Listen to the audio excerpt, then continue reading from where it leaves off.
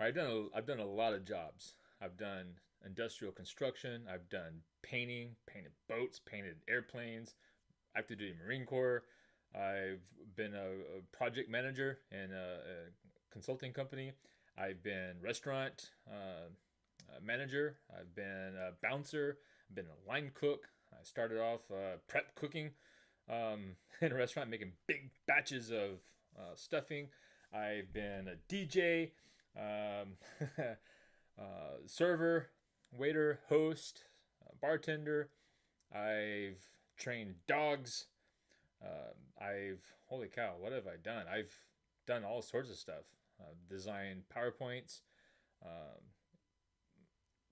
all sorts of stuff. Anyway, so there's a lot of lessons and stuff I've learned along the way and such. And there's three right here that I would like to impart. And I've learned this from the restaurant bar industry. And so the first one is when you're the waiter or so bartender, we have this thing called get in the weeds, right? So the first one is let me tell a story. Let me back up. Tell a story. So back in the '90s, I was a bartender, and I worked at a Bennigan's. So that's a place with all the goofy stuff on the walls. You know, like there's a mongoose, there's a sled, you know, weird stuff. But I was hired to go work at a place.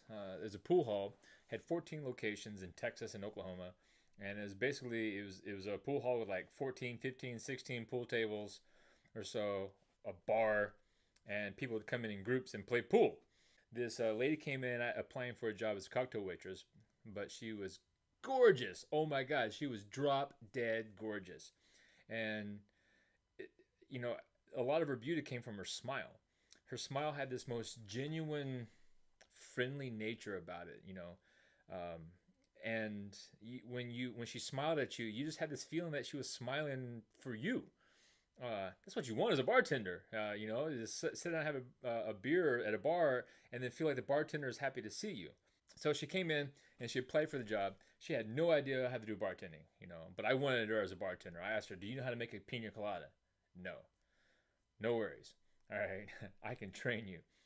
There's soft skills and there's hard skills. Go Google it. Go look it up. Soft skills, hard skills. All right. I can train a monkey to do various things, but I can't train a monkey to show, this X, Y, and Z task or traits that I'm looking for. You know. So I got her hired as a bartender, and I said, "All right, you're gonna work this weekend. Saturday night, you're gonna have shift. Saturday night, this Monday. But I'm gonna train you Monday through Friday. All right. So Monday to Friday, here's how we go. So day one, Monday, you sit at the bar. Just come on in, get comfortable. You're not gonna be behind the bar with me. I mean, I took her around for like the first 15 minutes and showed her everything. Like, here's the ice machine, here's the cash register, here's the alcohol. That's it. The rest of the time, sit down at the bar, off to the end, and just watch. That's it. Just watch, nothing else. And then I worked my shift. And then as I'm working, I'm like, hey, blah blah blah. This is what I'm making a Long Island, or I'm doing this or doing that. And so at the end of day one, I'm like, okay, you saw that. Boom, come in for day two. Wear comfortable shoes. Rule one, bartenders, comfortable shoes. So she came in day two and she worked the day shift with me, and I showed her everything, and then I just had her watch. That was it. So she watched me. I did all the work. And as I'm doing it, I'm showing her like, this is how I cut the lemons. This is how I cut the garnish. This is how you measure the coconut. This is how you do this and this. This is how you do the food. This is all this. This is how you ring up the credit cards. I didn't expect her to do it at all. She followed me around. I showed her how to do this stuff on Tuesday, but still she was watching me. But she was there with me, looking over my shoulder, and I would show her stuff. Wednesday, I said, all right, Wednesday, boom. I'm going to do some. You're going to do some. All right? Okay. Here's how you make it. Okay. You do it. She'd make it. She'd pour the drink. She'd make, okay, I'll jump in there. Okay, this is how you do it. But we back and forth or so. I did not expect her to do most of it. Half the stuff I was letting her kind of ease into it. Thursday, she was going to work. She opened the bar. She did all the stuff, and I'm following her and I'm watching her. And if she needed something, I was right there and I jump in like this, this. But for the most part, I'm watching, just ready to jump in. And then come Friday, I sat down at the bar. I just sat at the bar with my cup of coffee, my Coke, whatever it is, and I just watched. And if I needed to, I'm right there to answer a question, which was rare. There wasn't that many questions to answer. When I hired her, she had such a wonderful personality, that I predicted that with her, I mean, her physical look, she was gorgeous, but her personality was so charming, that those two things, added to somebody who's intelligent and doesn't need to be supervised, man, that's a deadly combination. I predicted she'd be the top seller in 14 locations. I was the number one seller, highest sales, and she beat me. It took her like a month, and she became the number one sales bartender in 14 locations. Predicted it, right? Can't compete with a beautiful woman, man. So this location, I had to really teach her from the bottom level. I had to take my time and teach her because this was a hard bar to work at. This is where I cut my teeth as a bartender. All right, because you have a bar, it's a long bar, with mirrors and bottles and stuff behind you, and two bartenders, and you have 20 seats. So it's 20 people sitting at a bar. So if there's two bartenders, that's 10 people per bartender. If it's just you working the day shift, it's you and 20 people. If it's a super busy night, then it may be two bartenders and a bar well. So the three bartenders, but that was kind of rare. It's usually two bartenders. All right, so on top of this, bartender, I've got to make the drinks for the bar top, but also if there's food that need to be cooked. We had pizzas, tacos, burritos, popcorn. Well, it was in the back. So you walk, it was at the end of the bar, behind the bar, there's a room, storage room. There was no cold storage, just one ice machine. I think there's a cold storage for some of the food, like a refrigerator. That was it. So you would take your pizza and you put your pizza in and you do the timer and then you'd leave. And then you don't think about it. You wait and listen for that ding. And so both bartenders, whenever you hear that ding, you verbalize, pizza's ready, food's up, whatever. And then you get to where you listen to that ding. Why is that important? Because, there's more to it. So we didn't have refrigerators. We didn't have coolers that you open up and get cold beer from. No, we didn't. I don't know why the owners designed it this way, but damn it. But it made me a better bartender. We had these coolers, but they were sideways. It was like you look down, like old school bait coolers. So you put your beer bottles in sideways, and you stack them in rows of 12, and just on top of each other. But the beer in the back was hot. So as you're pulling cold beer that you had to put ice on, we didn't have bar bags. You'd have to pull from one side, knowing that that's the newer beer, is warmer, it's still not cold yet. So you pull from this side, and then when you need to restock, you go get a case and you put some beer in there and you pull from the colder side. And as the ice melts, you go get a bucket of ice and throw the ice on top of it, or in your bar wells. So you had to do all that because we didn't have a bar back. So we're doing all that, stocking our beer as we go, because I don't even think we had draft beer. Did we have drafts? I don't know. It was back in the 90s, man. I can remember that far back. Anyway, so all this stuff, right? And now, there's another thing to it. The credit cards, we didn't have a computer machine. We didn't have a computer. We had the old school registers. We pushed codes, like whatever. This would ring up $1.50, whatever is programmed to do. This button ring up, $5 or something like that, and change and screw up this long receipt. So that's how we ring up all our stuff.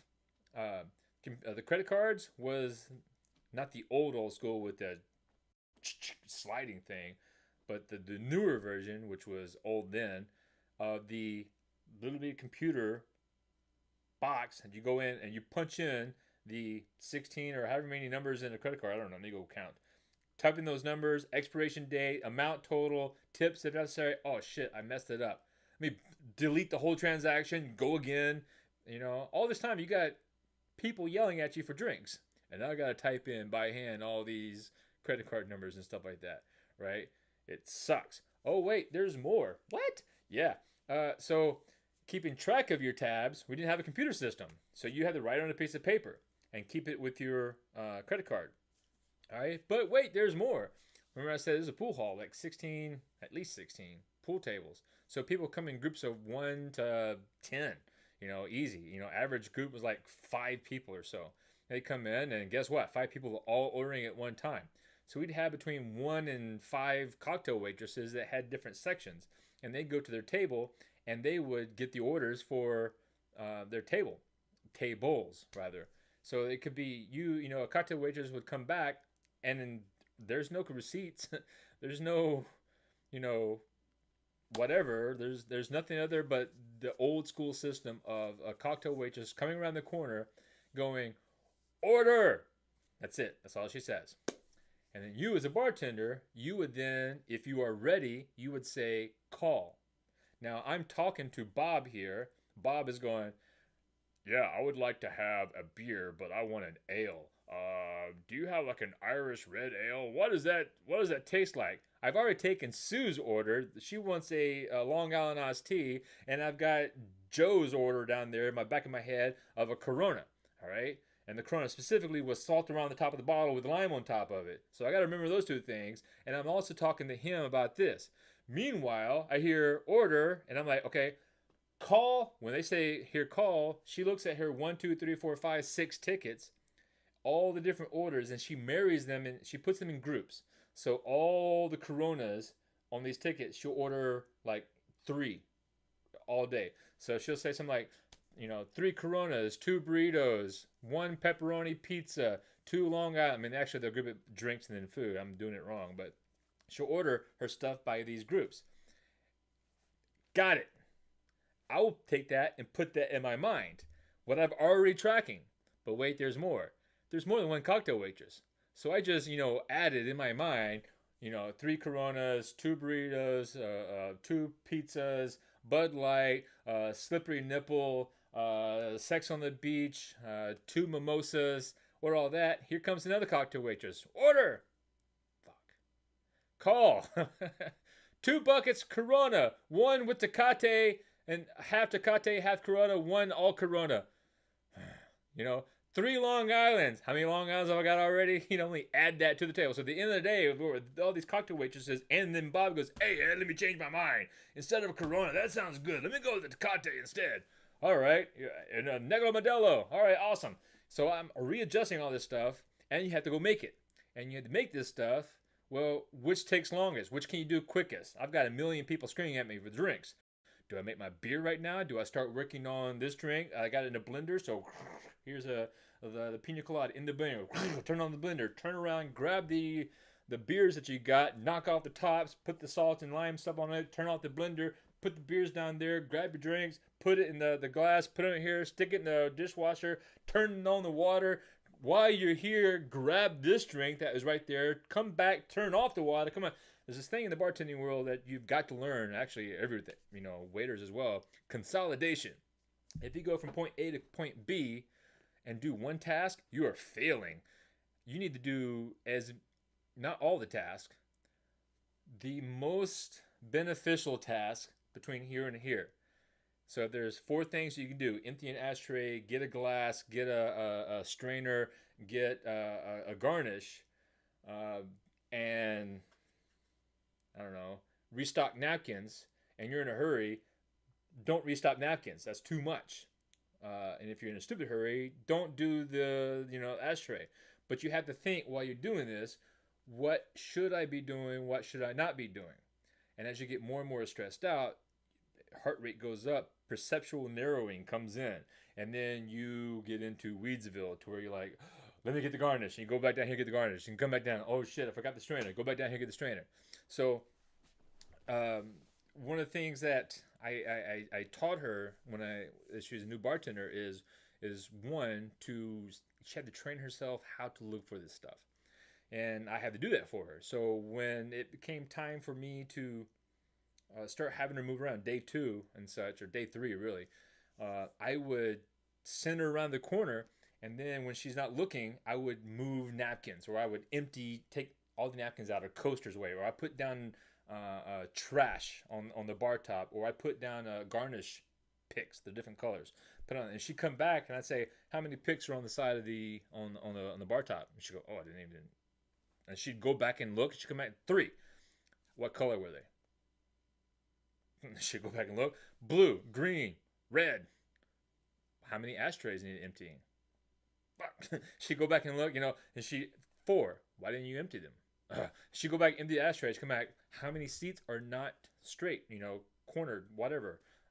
We put our seats at a catty corner. How many seats are need to be changed? And she'd go back and look. And I would do that over and over again, stuff like that, to train her to where it becomes an automatic habit. It's got to be automatic that when you walk down the bar, you can't help but grab an ashtray, empty it, put it back up, straighten the table up, pick up a piece of trash. You have to do it automatically. It's got to be no thinking involved, because you have to put all your brain cells, for me, 5 of them, all the brain cells into, was that 4 Coronas or 6 Coronas? Was that a pepperoni pizza or a cheese pizza? Was that 2 slippery nipples and a buttery nipple, or 2 buttery nipples and a slippery nipple? Was that 2 tequilas, one with Patron and one with Cuervo 1800? What? You can't do that stuff if you're having to think like, do I need to get ashtrays? You have to make it automatic. Auto freaking matic. So the point there is systems, systems, systems. Put systems in place that require no thought. All right. So one of the systems I have in place in the morning is make coffee. I have another video somewhere where I have a to-do list item of prepare coffee. Have that as an experiment and stupid easy task that I can do when I have zero motivation to do jack. When you enter in, say, like a depressed state, when you have no motivation to move, to eat, to walk, to brush teeth, to breathe, or anything, how can I get the smallest task possible to do something? So that's why I have that. But for really, I don't need the task, make coffee in the morning. Why? Because I get up in the morning and I'm automatically looking for coffee. My coffee is set up in my cabinet the same spot. Here's the coffee, here's the scoop, here's the grinder, here's the water, done. There's no thinking. If you move something out of place, all of a sudden I'm messed up in the morning. I'm like, where's my coffee? That's when you become really acutely aware of it. That's another lesson I would teach the bartenders.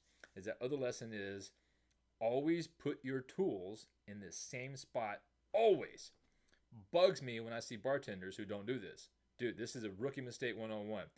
Get used to doing it. Bartender comes in, you should pick up your bottles and look in your well and make sure they are in the same location. It should be, vodka, gin, rum, tequila, triple sec, blah, blah, blah, so you can, without even glancing, like, somebody give me a shot of tequila, here you go, no thinking involved, it's right here. You know that whiskey's right here, gin's right here, vodka's right there, and it's the same order. It goes, Absolute, Stoli, Grey Goose, whatever it is, it's the same order all the time. I hate working in places where everything changes. Can you where did they move the Irish whiskey to? Well, it's over there.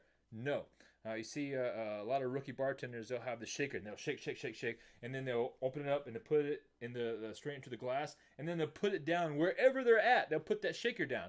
Wrong answer. No, you take that shaker and you turn it upside down and you put it in the same spot. For me, that is the right-hand side of the well. You got a pour mat right here. Stainless steel, dude. The thing will drain out, no issues. For most of the drinks that you make at a college bar. If you want to be really cool, there's a water thing right there. Just water dump it 1 second, done. But that time you save of here's your shaker, here's your strainer, here's your jiggers, and it always and forever go to that same spot. You don't have to think about it because all your brain cells are going to those 4 or 5 cocktail waitresses, the 20 drinks. Shit you not, that's easy. 20 drinks, easy. In the back of your mind that you're clumping. They say you can remember stuff 5 items plus or minus 2 because you're clumping stuff. And then, so all the tequilas go into one, all the beer go into another one. That's how you're able to memorize 20 drink orders or so. That's the difference between a bartender and get stuff done and not. So another thing, on the waiter side, not so much important on the bartending side, but on the waiter side, a thing that I learned is touch every table. And what I mean by that is don't go interrupt the people. I freaking hate it when I'm sitting there trying to enjoy my meal, whether it's I'm by myself or if I'm with a friend. And you got that waiter that comes on and goes, how was everything of the day? Fine, thanks. And they come back 30 seconds later. Is that burger still good? Yeah. Come back. You gonna need some more fries for that? Bitch, leave me alone. Fuck. I hate going to restaurants where the waiter's always bugging you. dude, if I needed you, I would say, excuse me, hey, whatever. But God, I hate that. Uh, and I've worked for restaurants where the owner says, they want you to engage in conversation with everybody. No, man, if they don't, no, no. Some people like it, some people don't. Um, but my God. Anyway, what I mean by touch every table is that, all right, so you're busy. You got 1, 2, 3, 4, 5, 6, 7, 8, 9, 10, 11, 12. I had 30 tables in a section one time, and I was just turning and burning, dude. Um, yeah, it was nuts. I had to whole half the restaurant, and that was just get out of my way. But you got, say 5, 7 tables or so in your section, right? You get busy, so you have to pace things, right? You got to, you get their orders, the appetizer, the entree, and the dessert. When you put in that entree, they're eating the dessert the appetizer right now. Do you put in the entree right now? Well, how fast is the kitchen going? If the kitchen's going too fast or too slow, you may have to change the time. But when you put that order in, you see there's a big, there's a 20 top coming. You better put your order in before this 20 top, or you just added 30 minutes. All right. So all this stuff, you have to remember when to put the ticket in the computer to send it back to the kitchen. And if you mess that up, they're halfway through the appetizer and here's their food. Great. Awesome. Now, great timing, dude. Or worse than that, we've been done with our appetizer for 15 minutes. Still waiting on food. Got my salad. Yay, salad, and here's a steak. Really? Come on, man. So it takes a lot of work to keep that involved, and you multiply that by 1, 2, 3, 4, 5, 6 tables. Now it's even harder. You really got to be on top of your game. So a thing that waiters fall into, a trap that they'll fall into, is a false sense of it's good. And what I mean by that is they'll be at the edge of their section, say 5 tables, and they'll look in their tables, and they'll scan, they go, and see if everything looks good. And at first table, everybody just sitting there, and they're eating. Okay, they're not doing the international I need help sign, which is this. You know those tables. You get those tables with like, like, oh shit, what do they want now, man? So you go over there like, yes, can I get a straw? Really? You're waving me down for a straw? Yeah. All right. So, yeah, but they're not doing that, right? And most people don't do that. Most people that come into a restaurant, don't want you to bother them, and they're not jerks. Most people are fine. All right. So you look, and they don't need anything. They're not waving you down. So you look at table number 2. They're not waving you down. You look at table number 3. All right. So it's easy to go back and do some other stuff. Run some food plates. It's always the case you got, some of your wait staff just can't handle their sections and they are in the weeds. And so who's picking up the slack? You are. Even if you're a strong waiter, sometimes you're in the weeds and you need other people to run your food. Point is, there's other stuff to be doing. There's always something to be doing. All right. So because you just scan your table, you don't really know what they need. So a good thing to do is touch every table. So that means actually physically, this thing right here, on that table. Did you hear that? Cool. So you walk to the table, and I'm not saying interrupt them, because people don't like to be interrupted. If they look at you and they have that, you can tell whether or not they're inviting conversation. Sure, go ahead and say, how's that burger treating you today? Right? What's his name? Chad or something from Office Space? I got flare out the yin yang, man. But touch every table, because people like me, I'm not going to wave you down from across the restaurant. Even though I ordered, steak and you brought me chicken, I'm, for the most part, easy, dude. So I don't eat a freaking chicken. And then when I pay for it later on, I say, hey, I actually ate chicken instead of steak. Could you charge me for the chicken? I'll say that. But I'm not going to wave you down. I know you're busy. So when you come by, a lot of people will wait until you come by, and they'll look up from their food and they'll say, when you get a chance, could I have a straw? Or can I get some ketchup or something like that? Okay, sure, no problem. All right.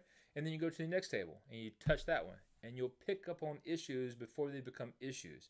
Or you get closer to it, and that's when you see that, oh, this person is closer to being done with his entree than I thought. Better get that dessert in. Or whatever it is. You have a better view, perspective, grasp on the needs of your section than if you just glance at it from across the room. Don't do that. So that is touch every table and then get out. This leads into number 3. Number 3 is when you find yourself in the weeds, bartenders, wait staff or so like this. Oh my gosh. Uh, you want to, you want to learn how to consolidate. All right. So when you get in the weeds, you'll see that waiter that comes into the section, and excuse me, can I get some ketchup? And the person is just like the wait staff is just weeded out, like, oh my gosh, okay, they're beeline right back to the back of the house, and they grab that ketchup, and they come back. Here's your ketchup, and the other person at the table goes, can I have a spoon? This one's got spots all over it. Oh my gosh, spoon to the back of the house. They come back with a spoon. Here's your spoon, and they go, yeah. And I ordered a side of beets. I didn't ever got my side of beets. Can I get those beets? Oh my God, you go back in the line. Hey, I need beets. On the fly. Or for whatever reason, you come back and the person goes, can I get a refill on my tea because they one drinked it. And those people are out there, man. They full glass of tea, and as soon as you leave, gone. Can I get some more tea? They are out there. So you got, oh my gosh, more tea. And they come back and like, hey, before you know it, you just spent 10 minutes running single errands for this one table. Meanwhile, the rest of your section, because you're not touching every table, is toast. The level of service is degrading quickly. They're like, I would like to have dessert menu. I would like to have more of this or something, but this person hasn't been here. So going back to that touch every table, like, could I have some beets? No beets? I'll get right on that. And you go the long way out of your section, touch every table. Hey, while you're out there, can I get some more tea? Sure thing. Blah, blah, blah, blah. And before you know it, when you go back to the back, you've got 2 tea orders, a beets order, a spoon, replace a spoon. You consolidated as many movements as you could that make sense in that one trip. All right, touch every table. That helps you see all the stuff that you need. But when you get into the weeds, bartenders, waiters, or so, we all get in the weeds, everything. You are tunnel vision. The more weeds you are in, the deeper the weeds, the more constricted your view. You only see like one little thing. That spoon. That's it. Nothing else. And somebody goes, hey, can you? And you're like, ah! Let me order the dessert. Get off the POS so I can order this dessert. Ah!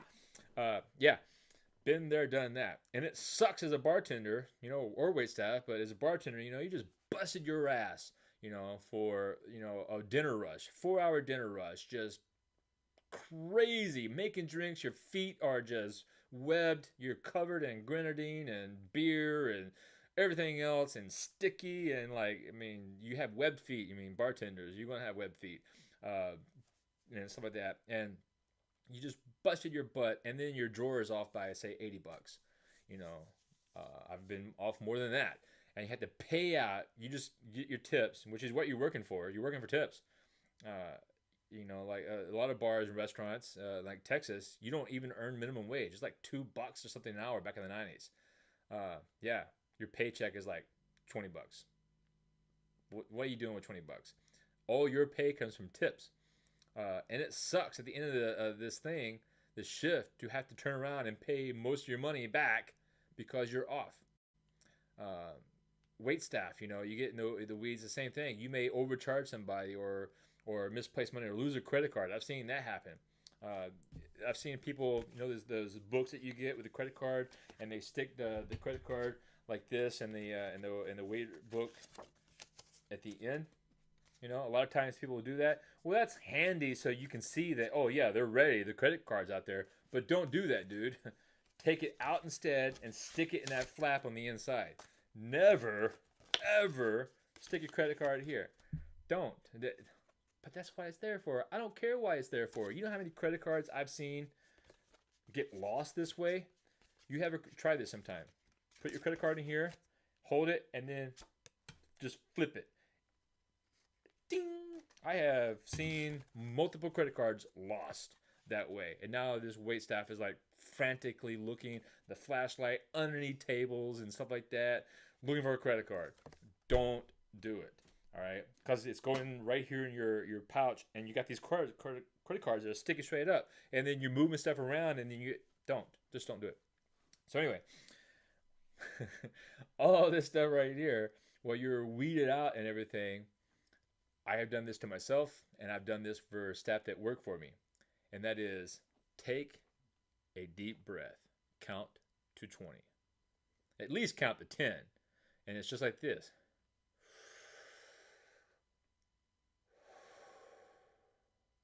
One. Got 9 more to go, or 19. And and when you're weeded out, oh my God, that is an eternity. Are you kidding me? Wait 20 seconds. I don't care how busy you are, man. I have been just you at a bar just looking at a sea of people, 10 people deep, just clamoring for drinks, not including cocktail waitresses, and they're all looking at me pissed off because they're spending 5, 10, 15, 20, 30 minutes in line. I kid you not. Waiting for a beer. 30 minutes in line for a beer, and they're pissed off at you. Rule 1, as a pretty girls get beer first. It's just, that's facts of life. But no matter how crazy it is, you can always benefit from stopping and breathing. So just at a cash register, a bartender, or if you're a waiter just off around the corner where the stations are, just stop, close your eyes. Hey, can I have a drink? Can I have a drink? Just ignore it. Just because you're never going to claw your way out of being in the weeds by being frantic. You're never going to claw your way back into to control being out of control. You must calm yourself into a state of mind where you can see beyond this tunnel vision, this tunnel vision, this little narrow focus. You have to be able to open it back out so that you are no longer running one item trips up and down the bar. If I'm pouring your beer, cool beans. All right, Bud Light coming right for you. What have you got? I don't know. Hey man, I'm sorry, I'm really busy right now. While you look at the menu, here's a menu of drink orders. I'll be right back in 5 minutes. I promise. I'm not going anywhere, man. Hey, what do you like next door? I have a mimosa. Okay, cool beans. Bud Light and a mimosa. I know what I want right now. What would you like? I'll have a Guinness. Excellent choice. That's a real beer. All this, yeah, we do that. I'm a beer snob. So, 1, have systems in place that require no thought, that operate automatically, that just work. All right, that goes for email systems. That goes for physical systems. Whatever it is, systems. 2, touch those projects. Whether it's a table or whether it's a project, GTD, the weekly review, at least a weekly review. But it's a good practice, like at the beginning of the morning or the end of the day or both. Look at your projects. What have I got movement on? What do I need to put movement on? What has slipped through the cracks? It's a good habit. What should be my focus tomorrow? At the end of the day, like, what's the big 3? The big 3 things that I get done tomorrow. All right, and then the third thing is practice techniques to get yourself calm again. So deep breathing exercises, working in cubicles and stuff like that. Take a walk, man. You get frustrated working on spreadsheets and stuff all day. You know what? Stop for a second. Pomodoro method, 25 minutes on, 5 minutes off. Cool beans. 5 minutes, put on some Slayer. Yes, I would do that. Working in a cubicle hell all day. I would 25 minutes on, 5 minutes off. Hell yeah. All right. 5 minutes is up. All right. Plug back into it and go. Focused on one task. And then after a couple of Pomodoros, I got a 15-minute break. All right. Let's go take 15 minutes. The smokers get 15 minutes. All it's taking time. Why can't you? Go take a 15-minute lap around the park or the parking lot or the building or the hallways or something. Go get away from that environment. Recharge yourself. When you come back, you're able to plug back into it. All right.